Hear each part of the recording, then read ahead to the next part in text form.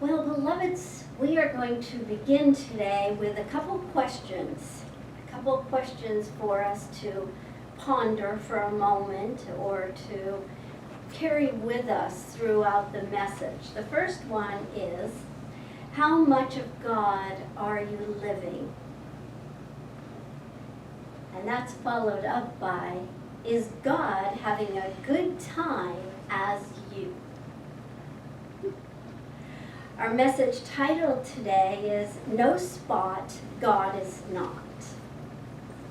Although we in Science of Mind often use the statement, there is no spot where God is not, it is widely attributed to a gentleman by the name of Ralph Waldo Emerson, which makes complete sense because our founder, Ernest Holmes, was an avid reader of Emerson. We use the term or expression to express the idea of omnipresence. In fact, Ernest Holmes grew up loving the Bible. It was read each night in his home. And that's why he talked about it a lot in the textbook, along with every other religion, philosophy, science that there is. Brings our hearts into that space where there's something for everyone. The Bible is filled with ideas about omnipresence, the omnipresence of God or Spirit, the understanding that there is no spot where God is not. Jeremiah asks the question, do I not fill the heaven and earth? Fill. And in Psalms, we find the question, where can I go from your Spirit? Both verses offering us an understanding of the idea that there is nowhere we mere mortals have to go to escape the presence of God. The Bible is also full of references letting us know that our God is a loving God. Love is everywhere present. Many of the great philosophers and mystics have spoken of a boundlessness with regard to the divine. Perhaps many of us have actually felt that loving presence in moments that have touched us deeply inside. Perhaps as a feeling of intuition, or maybe a knowing of an idea or direction to take in our lives. Some may feel it simply themselves having received resolve within themselves. And that too is true. For there is no separation between what one calls myself and my God. We are each a divine center in the allness that God is. There is no spot where God is not. Ernest Holmes said, we should think of ourselves as being surrounded by perfect life and poised in an eternal calm. We are in a sea of untroubled waters of life from which we can freely drink. I think it's a beautiful statement, isn't it? It seems kind of peaceful and comforting, and it's also very deep and meaningful because it suggests the awesome capacity of our relationship with the universal essence. The realization that we're actually immersed in and surrounded by a sea of infinite possibility that should give us peace and calm. We're like drops of the water in the ocean. Every drop of the ocean embodies the full essence of the ocean. And we embody the full image and likeness of God because we are made in the image and likeness of God. And because of that truth, we have full access to all that God is. We can freely access all infinite goodness, all universal goodness for our own personal benefit. Hafiz said, all the talents of God are within you. How could this be otherwise when your soul derived from his genes? Not only is it full presence of Spirit in every spot, so is the full power and intelligence of Spirit fully available and accessible to us at all times. We are intimately interconnected with all of life, physically and spiritually. We are intuitively one with universal intelligence. We are ultimately empowered with all the power of the universe. As tremendously expansive as all that sounds, it can instill within us, as Holmes says, an eternal calm, a peace and confidence that we are held in the arms of the divine source of all good. God is omnipresent, which means ever-present. God is omnipotent, which means all-powerful and all energy.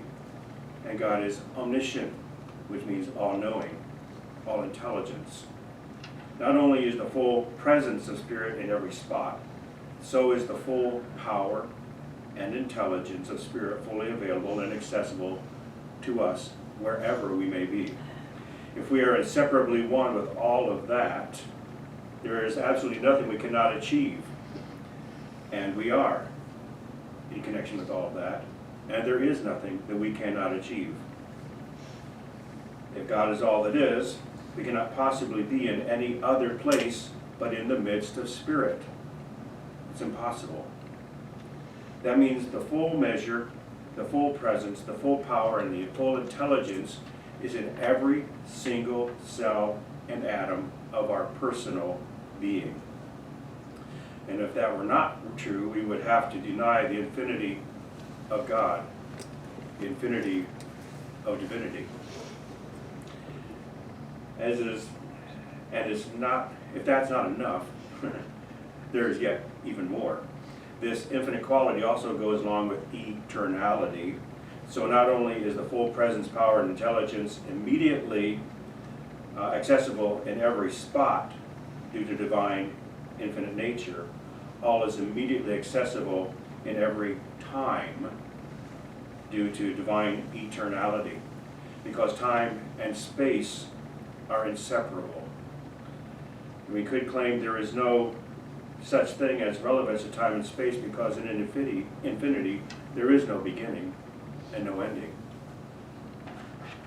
So when we hold consciousness, such as in treatment and prayer, of elemental qualities of God, we are not drawing those qualities to us.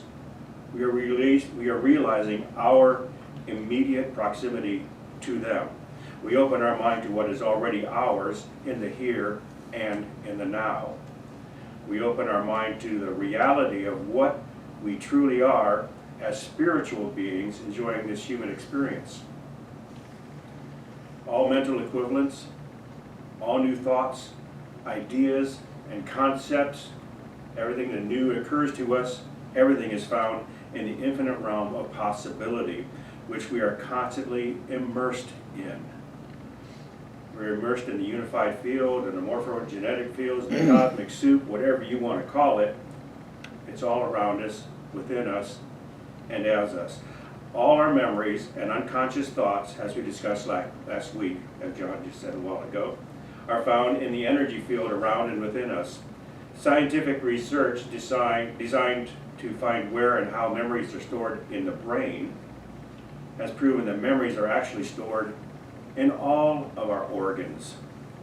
The greatest concentration seems to be found within the brain and the heart, but memories or influences are found in all other body parts and in the spaces around the body. This points to the validity of energy fields carrying vital information for our use. It fits those myriad God qualities and definitions of what God is and how God works for us, to us, in us, through us, and as us. It explains how mental energy interacts with spiritual processes. In many cases, these field theories match most of the definitions and understanding of all that God is. It explains how we are a part of universal quantum energy field. Every cell and atom of our being is a part of a universal cosmic oneness. If we are within the field and one with the field, Not only is God energy all we are, there is no possible way that we can separate from it. When we feel separated, is totally only within our own thought patterns. Even when we die, we do not leave the energy field. We simply transform into another expression. It's like Newton's law of thermodynamics. Energy can either be created or destroyed, it only transforms. We live, move, and have our being within this universal energy system. Could this be a definition of our experience with God? In Unity, there's a principle that's stated, I believe almost every week, they say, there's only one power and one presence in the universe and in my life, God, the good, omnipotent. That's basically saying there is no spot where God is not including within me. Ernest Holmes says, you have a silent partner within you whose energy is inexhaustible and whose intelligence is without limit. There is a really strong tie between that statement and the basic laws of thermodynamics, are there not?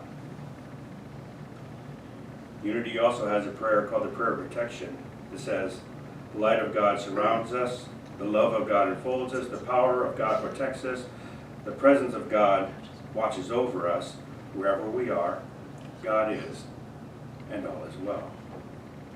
All these statements together provide a pretty accurate definition of what God is, do they not? And somehow it just feels good to know that that divine intelligence operates at such a magnificent level that we can tap into it, giving us the power to change anything in our lives that we want to change, and to continue the patterns that we want to continue. The divine is infinite, unbound, and ever present in all aspects of existence. Recognizing this idea carries along with it a deep comfort and meaning for people all around the world, of all philosophies and spiritual traditions. The statement, while very simple, is profound, capturing the essence of omnipresence beautifully. One person I heard tell the story about how when she was a little girl in Sunday school, the teacher explained God to her in a way that she really understood and carried with her throughout life. She said that the teacher began by explaining that God is everywhere. And then the teacher opened her arms wide and told the children that God fills all this space. She continued talking about how huge God's love is, how present, certain, good, and mighty it is. In fact, so much, she said, that we can never be outside of it. She then told them the simple yet profound statement, there is no spot where God is not, and then had them repeat it together. Can you imagine being a little child and being told that you are that magnificent, that you can direct the ways of your life? Wow, how powerful. Simple enough for a child to understand, while being meaningful enough for all of us to not only understand, but to comprehend the value of our understanding. Realizing the omnipresence of Spirit helps us to know we are never alone. We find ourselves in many situations and with many feelings throughout our life, and regardless of what we are experiencing in any given moment, there is an inner friend within us we can turn toward for comfort, for balance, or simply to be present to the awareness of love that resides within. God and I, just like God and you, are a majority. Maya Angelou once wrote, if you are in prison, in a brutal relationship, or lonely, God is there. Most times, I will say, most of us aren't in serious upheavals. Still, it's reassuring to know that there is an inner guide and confidant present at all times, perhaps to remind us we are loved, or gently guide us toward being loving, or probably most often to simply walk hand in hand, heart in heart, as we maneuver making our life's decisions. Since the divine is everywhere equally present, it resides within us whether we are thinking about it or not. It is our beating heart and breathing body. Likewise, it dwells in every person we encounter. It's wise for us to look for it in others. It helps us foster a greater sense of things like compassion, tolerance, respect, and inner joy. I was really glad that this was our talk title this week because I went to a doctor's office waiting room this week and there were 5 couples in there. When I first sat down, they were talking amongst themselves, and I sat down and just looked to see who was talking. Well, it was all of them together, one after the other. And at the same time, I will tell you, they were all scrolling and talking, strangers, 10 of them, sitting in this one little space. And what were they talking about? Well, they were talking about the many times that they had gotten spammed recently and the many fraudulent things that come out on their phones and their political views. And I was ever so glad that this was our talk today. There is no spot where God is not, because I brought it home. And I said, yes, nothing outside me, as Bibi said similarly, nothing outside me has a hold on me unless I allow it to. So I saw the God in all of them scrolling, and I even thought to myself, and these are the same people that sit around and talk about the youth being on their phones and technology too much? Seriously? Oops, there is no spot where God is not, and that includes their technology and whatever choice each one of us makes for ourselves.